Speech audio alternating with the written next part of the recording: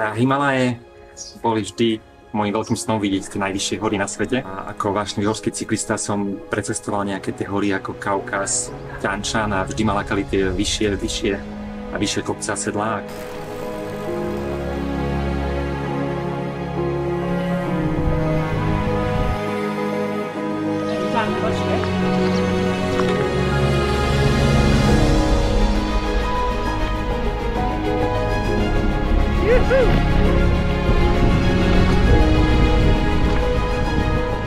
S výškou prichádzali prvé problémy, bolesti hlavy, ktorý človek sám seba prekoná, ktorý naozaj ide z posledného, myslí si, že dýcha kyslík, neviem, či to nazva kyslíkom.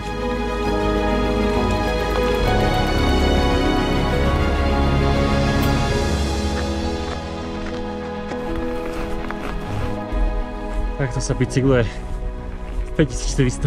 To stalo za to, to bola fakt odmena za všetko to, čo sme tam museli pretrpieť. Krása.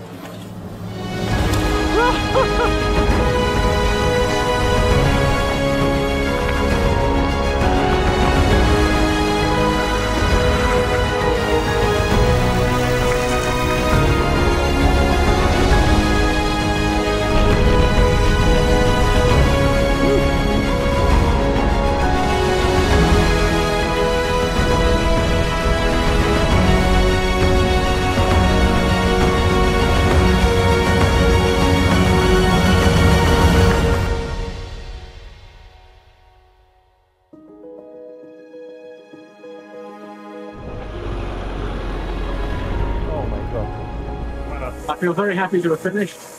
Very happy we all survived. A great trip.